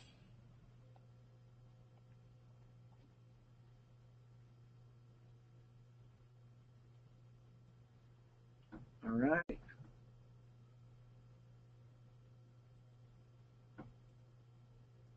So hopefully, let's see if I can get to. All right, I'm ready whenever you guys are. All right, perfect. So first question is just, has the pistol helped you in the past, even without a great athlete or runner at the quarterback position, or do you think it still would help if you haven't had that experience? I do. It's been something that's really been. I'm a firm believer in it. A lot of it because of the balance of what we're able to do and the way we're able to combine the run schemes that I want to execute with the quarterback alignment. It's helped in our pass game tremendously. We don't have to, we don't do 3-step drops. We don't spend time on that. We our quarterbacks in our quick game, it's catch, step, throw. And then we get to all of our routes that typically under center would be 5-step routes. We play action too. So we get there. So our quarterback really knows, hey, I'm going to catch, step, throw, or I'm going to play action and get there. So it's allowed us to do a lot of different things in our pass scheme without having to spend a ton of time on footwork. So our quarterback can spend time just on one, executing the read part of our running offense, but then two, executing just reading defenses in the pass game and finding open guys. So it's something that I've done it with both. I've had quarterbacks that have been tremendous runners. I've had quarterbacks that necessarily haven't been. What we try to do is build our scheme off of it. So we may line up formationally, knowing that we're going to get pull throw, and we kind of just, and one of the deals we try to do is based on who that guy is at the quarterback position, is their mindset of what they're going to do when they pull the ball.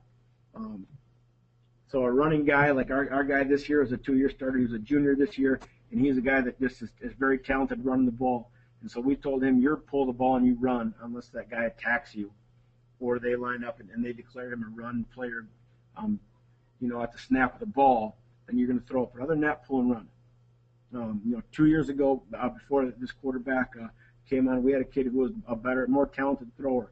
And so what we tried to do was, let's say you're going to pull the ball and throw it. And we built throws off of all of our stuff. So, if we ran, even on jet, and it was a pull, he was going to pull that ball and throw it to the backside receiver. And I didn't get a chance to get into built-in plays and package plays, but that's probably one of the things that we really do a lot of.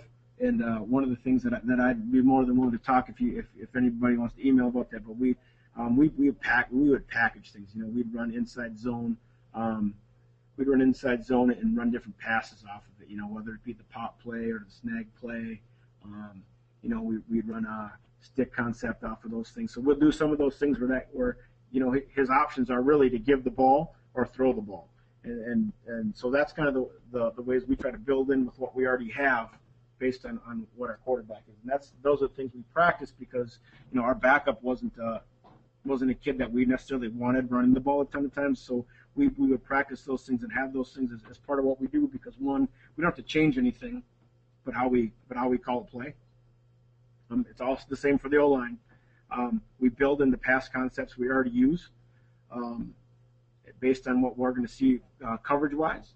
And so it's really just combining two things, and for our offense, it went a long way this year. All right, perfect. Can you explain the philosophy of the push crack, for example, blocking the safety or the corner? What we found is there's a couple things, and push crack is something that I got from Coach Pratley, and pistol spread option stuff. I've always kind of been a stock guy, and the guy who's stocked on, and would just say, hey, you know what, we're gonna come out and we're gonna stock this corner. And one of the things that we found is that this guy typically isn't the guy who wants to make tackles. It's just not a guy. Usually they're cover guys. They're guys out there. They're put out at corner for a reason. If he was a big tackle playmaker guy, they'd probably play him at safety or put him at an outside backer or something like that. So we found that when we get safeties on this, it allows us to get 2 for 1 by pushing here. And so we can now we're sound and blocking whoever that guy is. So we're going to push. If he backpedals, now we're going to break it off and block that safety, and allows us to block who they want to be a tackler. And there's been games, we've gone into some games this year where we've said, hey, this guy's a stud, and we're just going to block on it. And that's our scheme for this game, and we've done that. But the philosophy really behind it is it allows us to get our receiver on a better tackler, which we consider to be a safety, and it also allows us to get 2 for 1. It's been a world saver against man teams because you often get 2 for 1. This guy is seeing this guy push and break it off, and he's thinking, slant, I need to cover this thing. I got to get over the top of this. And now we've opened up a larger seam in our perimeter to run the football out here. So hopefully you guys, this drawing, I'm obviously a football coach, not an awesome drawer, but that's kind of why we went to that. All right. And would you consider it a bubble, or is it more of a slot option? When we run our bubble scheme, what we do is, we run bubble and we run option. When we do our bubble scheme, we have our slot or whoever, we have them back out. One reason we want the guy to be under control when we catch it, and he just backs out of there, and we want to give him our numbers so the quarterback can make a good throw to that guy. And so that's how we run that. And then when we run our option, we're bringing a back guy, and that's truly like a pull pitch, what you'd see out of in Georgia Tech or Navy. We're running it that way, and that's kind of how we teach our quarterbacks. Hopefully that answers your question. If not, let me know, and I can elaborate. All right. What depths do you have your quarterback and super back line up at? That's a good question. Our quarterback, he always puts his toes at 4.5.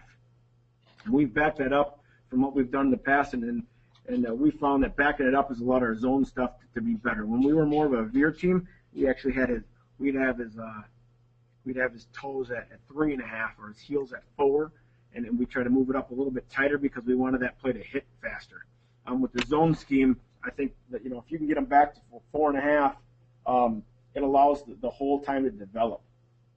Our super back, we line up our super back at 7.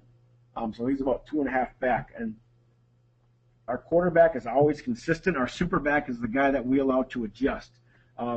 So we had a kid who would hit the hole pretty quick this year, and he actually lined up at about 7.5. And I'd probably prefer him to be at 8 because he'd hit the hole so fast. Oftentimes, he'd get to the line of scrimmage too quickly for the zone to open up, and so we'd back him up. So if you're looking at this, he's consistently at 4.5. So he's consistently at 4.5. We want him 3 yards back. 3 yards back behind that, and then we adjust. We get a slower kid. Our backup was not as fast. He didn't have as explosive a first step, and he was more of a bruising back than our guy that we started. And he'd line up at about 2.5 behind the quarterback, and that was what we had to do. And so we film everything in practice, so we try to take those things and see how they hit in practice, and then adjust it player to player. The biggest thing I'd say is one of the things with our zone scheme. We want this guy to be slow when we initially, not a slow runner, but slow to the hole, to give the O-line time to get their blocks, but also they'll make the backers declare and let the backers come to our O-line. So when we start off teaching this, something that the running back coach at Oregon had gone through, and it made a lot of sense to me, and then we went to it in a lot of our zone game to be better, is we start off by having them walk through it. and just walk through it and take that time, and then we jog into it, and we eventually get to full speed. But he lets our running back, our super back, know that if he hits there too fast, he's going to have a hard time finding the hole. But if he gets the O-line have time to get it, and so we just want him to be patient, press the line of scrimmage, and let the backers come to the linemen and then find that hole. So hopefully that makes sense for you. All right. Next question says, Pratley puts the number 2 receiver on the line. What makes you keep them off, and do you find it more effective? I think everybody's a little different. Coach Pratley he knows a lot more about this than I do. And somebody I'm lucky to get a chance to talk with often. I think he does it for his reasons. And, typically he wants to get some of those bigger guys on the line. The reason we don't do it is a lot of it is how much jet we run. I don't like bringing jet from a long distance. And so if I have, in this case scenario here, if I have him off the line and I've got a guy on the line, I got to bring jet from a long way. And I don't want to do that. I think it just gives things away and puts things harder on me. The other piece is these are the 2 guys that we ask to do a lot when we line up. And so we like to keep these guys off the line. All of our motions, all that kind of stuff typically comes off from these guys. And so the reason we don't do it is for those reasons. We want to be able to run jet. We want to be able to come in option motion. We want to be able to run these guys in a couple different ways. Whether right or wrong, it's just kind of what we do. Coach Pratley has his reasons for those things. And, I think there's also something to be said about bringing this guy off the line and bringing him. And we do some of that when we want to set things up. We want these guys to see it. We want safety rotation. We may flip formation and call a flip play here and bring him off and put him on. And now we want, so these guys can see safety rotation, so we can see it, let the safeties rotate, and they'll come back and hit something the other way. That's why we do it. But I find it's worked for us, and it's helped keep it somewhat simple for those guys because we ask them to know so many variations, and it's kept it simple for them to know that those are our motion guys. All right. Where's the quarterback's aiming point on jet? On jet, when we're pulling, we teach him the same way. So if we are zoning to the right, in this case, we have him, if he's going to pull, let's say we've got a slot here and he's coming to jet. He's coming to jet here. We have him aim for play side A gap. So if he pulls, he's going to actually step with this. And now he's going to come back and go play side A gap, and then we just tell him to find the hole from there. Typically, we read the first D lineman to the play side. So if it was a nose, his cut would probably come off the nose. If the nose is gone, he's going to hit it in there. If the nose slants to it, our center should be on it, and then we're going to bend it back. If it was let's see if I can get this thing rolling here. If we had an A gap player in there, that's the guy he's going to cut off of. So he's going to step to mesh, pull. He's a hard A-gap defender. He's either going to bend it back or bounce it out. If he slants, now we're just going to take it on an A-gap. So we shoot for play side A on that. As far as his aiming point and his steps on jet, we just have him quick shuffle. So when we've got this guy coming in motion, we have him just quick shuffle. So it's just kind of a step with his left foot, a gather with his right, and then a plant step to transfer his weight back to his left foot so we can explode on the pull. And so hopefully that makes sense. We also do it, with our super back where we'll, float him across and run our jet stuff, or line him up, and allows us to do some things formationally, but dictate who's getting the ball. All right. What do you teach your quarterback to read on the read side end on zone and the 3 technique on the midline? On zone, I tell my guy to give to live. I want the ball. I'm a run guy. So I want the ball given with our super back with a full head of steam downhill. So we want that ball running here. So I tell that guy, give the live. So if he does anything but close hard to tackle the super back, we're going to give it. If he closes hard or he feels like if the quarterback feels like I can get around him, then he's going to pull. I used to do a lot of different things, and I thought it caused confusion where, we'd read shoulder pads and we'd read, does he turn his shoulder pads down the line? Is he mesh charging to take mesh? Is he upfield? And we would work all these different reads all the time and try to read guys' eyes and guys' shoulder pads. And ultimately, what it comes down to is a feel for this guy and get enough reps of it. So we're going to give the live. And the main reason, and all it usually takes is one time for this quarterback to misread and have a guy maybe take a mesh charge or not take a mesh charge here and him not give the ball and him pull and get hit in the mouth to realize I should have gave that ball. And so we tell them, just give the live. We want this ball run inside. And once they declare that he comes flat down and can tackle him, then we're going to pull the ball. Other than that, we want to give the ball. And we do the exact same thing when we read a 3 technique. 3 technique. One thing we got to do is we really got to push the backside when we're reading a 3 technique to pull him.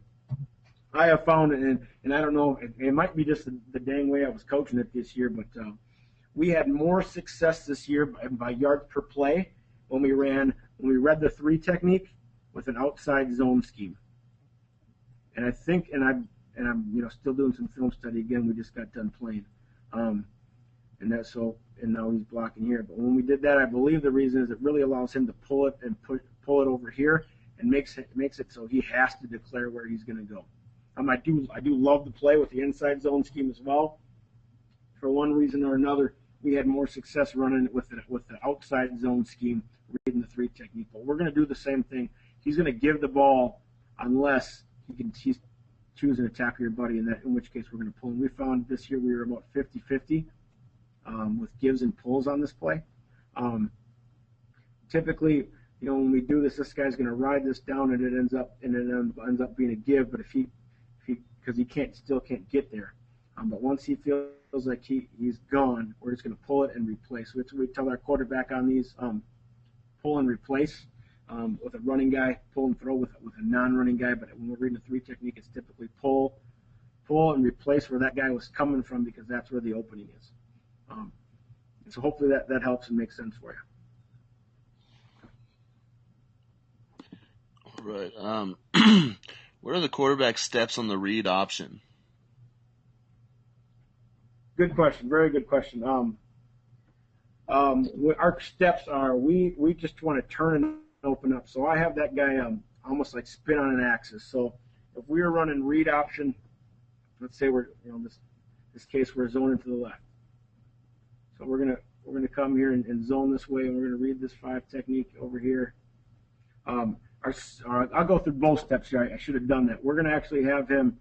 His first deal is to step and open up and clear the way for the super back. So he's gonna step with his left foot to get out of the way. So he's just gonna step. And now he's going to take his right foot and spin it open. And so we want him at a 45-degree angle with his eyes on this guy. So really, I would almost say it's a pick it up, put it down. I got a ton of film of us drilling this that we give to our youth coaches and our 9th grade coaches and stuff, so that every quarterback in our program does it the same. So in this case, he'd take his left foot. He's just going to pick it up, put it down, and then maybe take 6 inches back, and then he's going to take his right foot and open up to a 45-degree angle. That allows clearing space for our super back. Our super back takes a step with his right foot first. So he's going to step with his right foot at a 45-degree angle, and then he's going to take this step, and it's almost a J step is what we call it. He's going to pick it up and slide it around here, and now that gets him on an angle with the shoulder pad square to attack the A gap. Play side A. Hopefully that makes sense. Again, if you want film on it or something, let me know. But we try to keep it as simple and consistent as we can with running inside zone and outside zone. This is the same steps. So we take our inside zone steps when we do our gap read stuff. where we're trapping and whatever it may be and reading people, we take the same steps.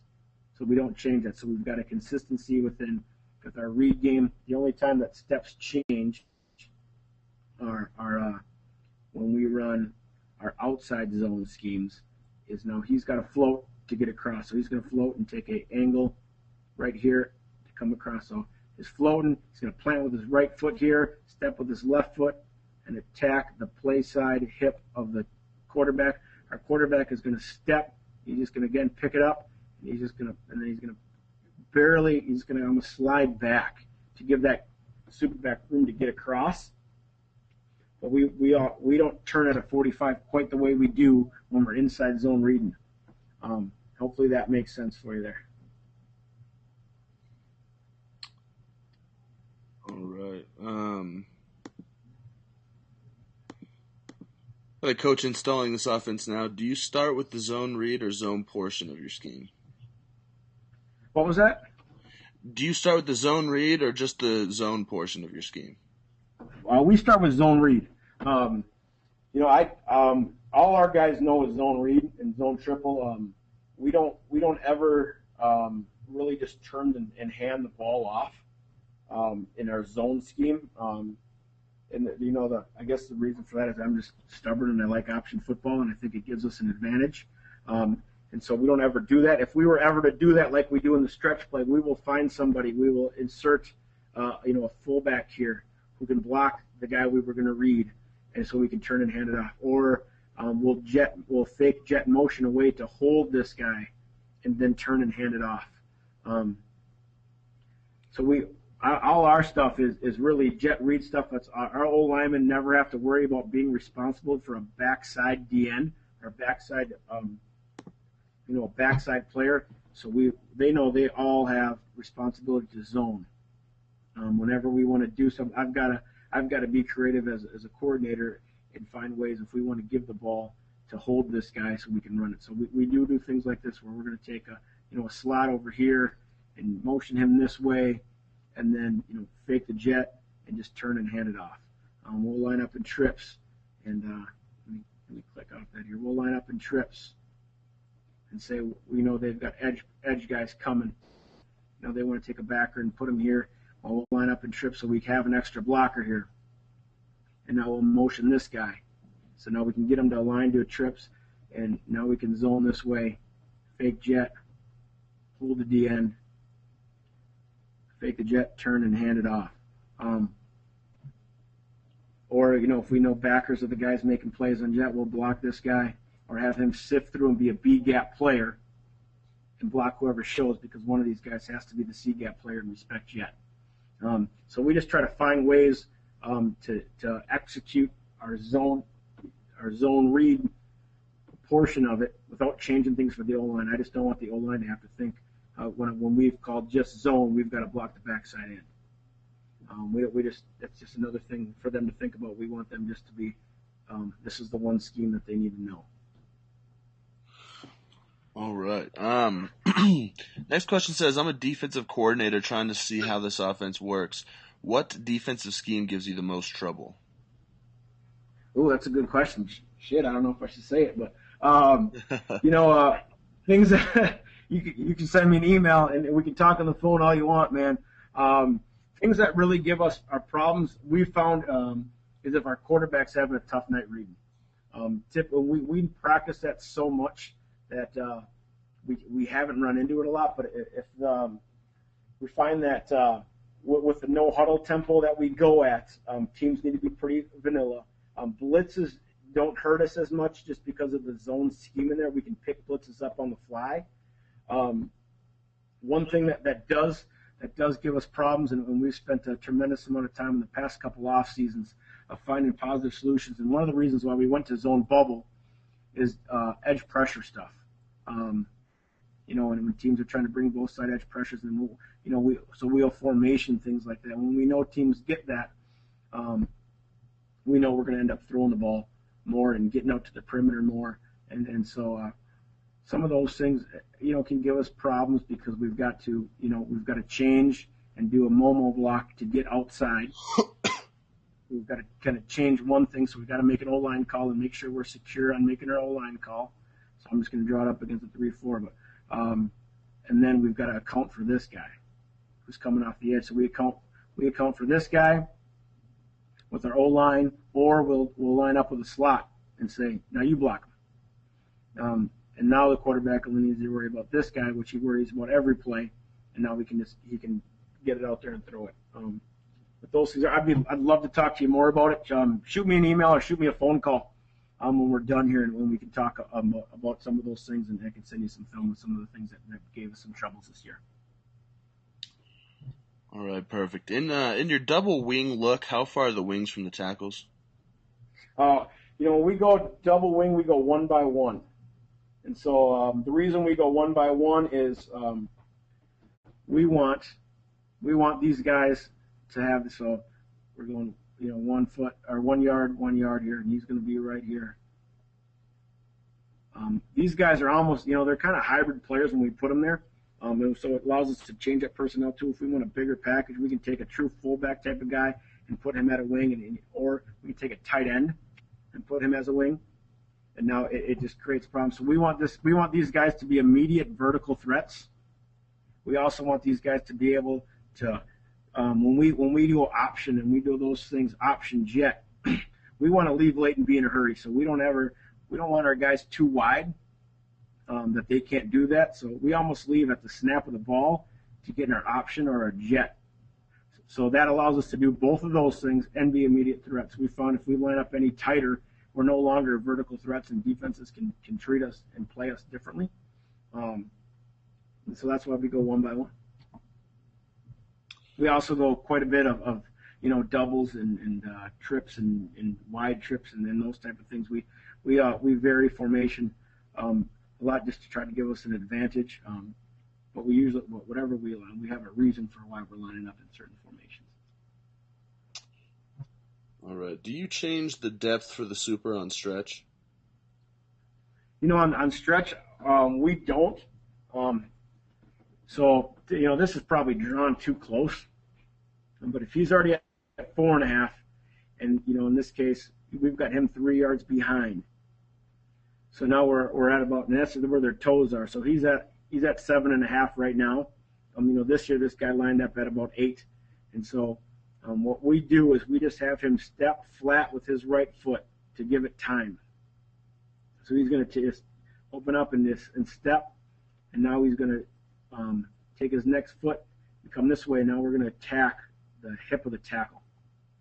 So we tell him hop, hip of the tackle.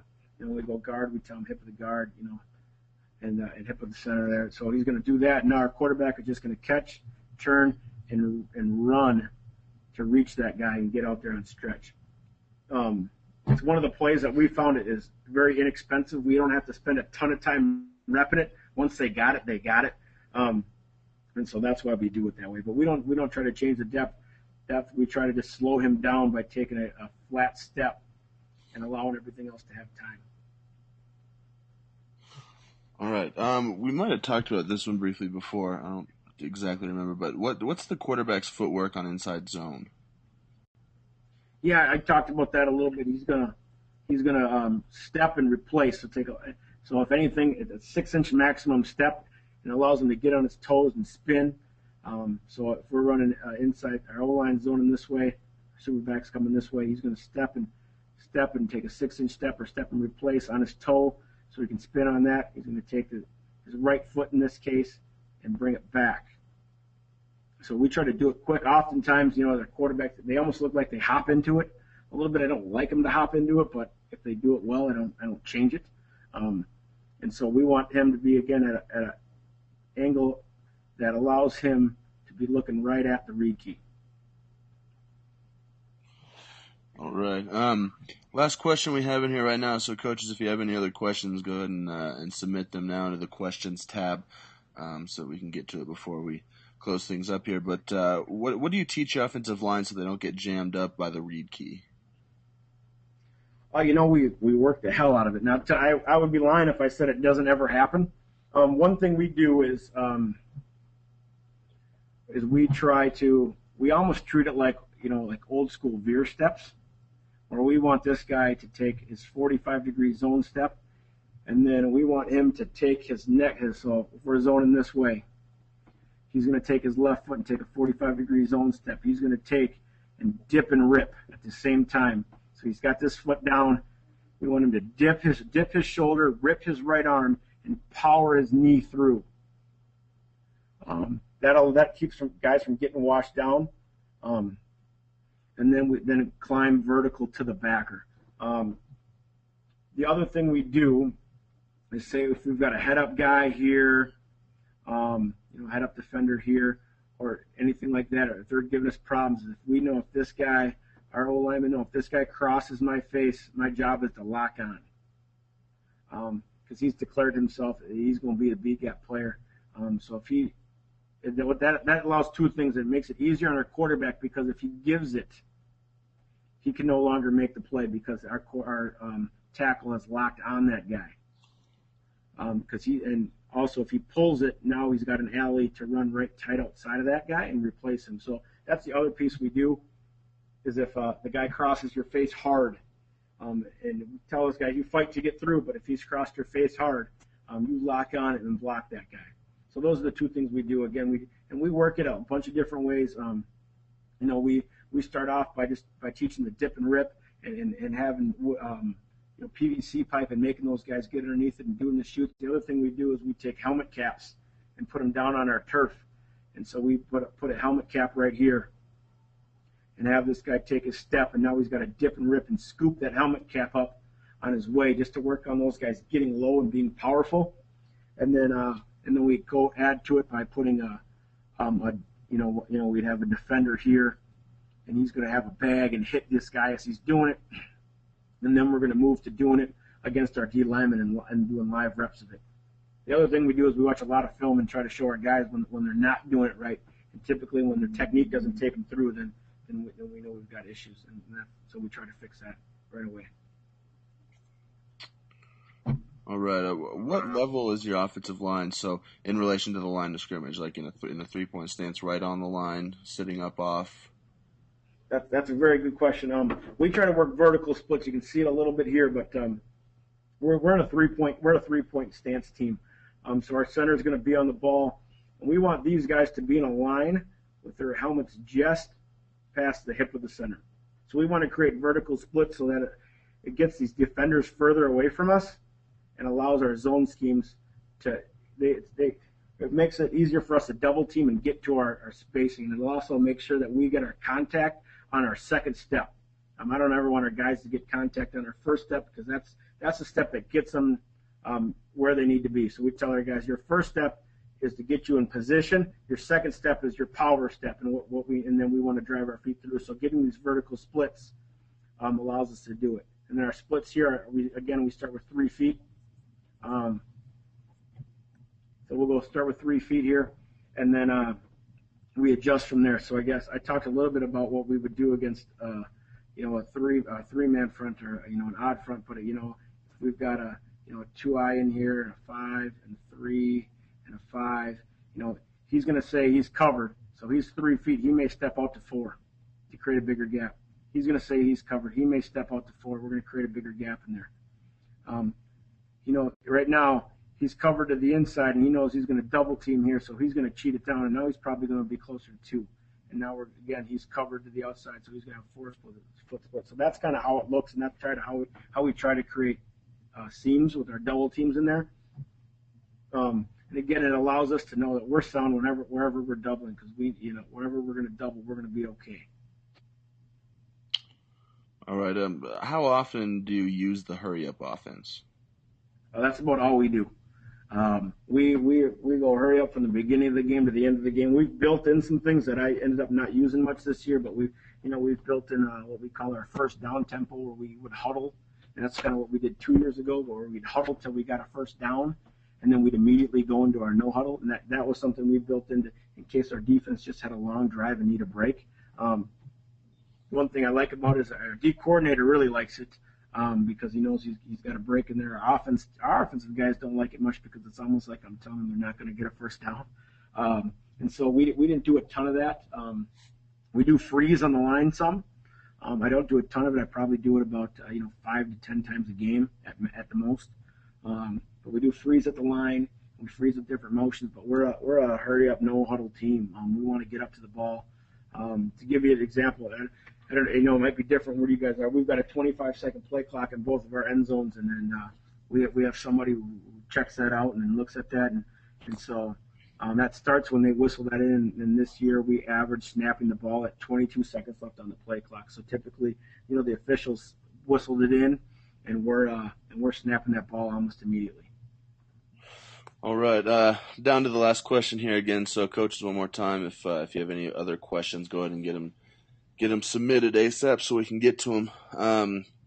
Coach, is your 3-step pass protection also your zone blocking technique? Can you repeat that? Is your 3-step pass protection also your zone blocking technique? No, it's not. We've spent some time. I think we have staff meetings every off season on how we're going to do our 3-step. And how we're going to do our blocking stuff. And what we try to do, we really have 2 techniques, and we do a kind of a big on big against a 4-man front, and then we kind of do an inside step deal against a 3-man fronts where we're all protecting our inside gaps in there. But we want it to be aggressive, so we tell our linemen to stay low, make it look like run, but stay low, and but protect that gap. So you're going to stay low, but you're not going to get downfield. And a lot of reason is our guys have a comfort level with that because it's just what we've done, and they've learned it from 9th grade on up. But the other piece is we've looked at having our 3-step pass protection be the exact same, and something that we may go to in the future, just haven't gone to it yet. All right, did just have one more come in here. What other base run plays do you use in your offense? Any trap or counter or anything like that? Yeah, we run. So our base, it all starts with our inside zone. So inside and outside zone, we run gap scheme. So we run trap, we run guard and tackle counter, and we run a guard wing or a guard fullback counter as well. And we read all those things. So we're really not a predetermined offense very much, unless I really want to get a guy the ball. But so we run all those things. We also run power read. So we'll run, we run, trap read, counter read, and power read. And we teach all those as one concept to our guys. It's just our gap schemes in there. And so, and I know I'm speaking of the Glazier on it. I'm certainly willing to talk more about how we do it. But we do those things, and then also we have a veer scheme that we run. And we run veer, partly because I can't give it up. I love to play. And kind of one of those things we battle as a staff. Do we run veer more, or do we run power read more? Because they're both a B gap runs for us.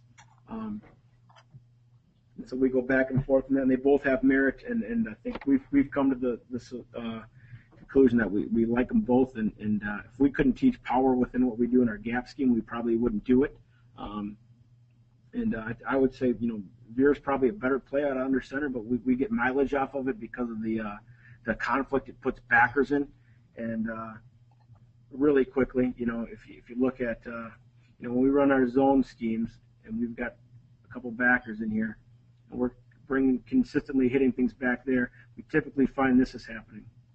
And then, so what our veer scheme, so that's our zone scheme. In our veer scheme, we know we're going to hit it right in here. With my great drawing there, but we know we're going to hit it in there, and that puts backers in conflict a little bit. Do I need to fill it in here, or do I need to be a part if they're going to run zone? Because it all looks the same when we're running it.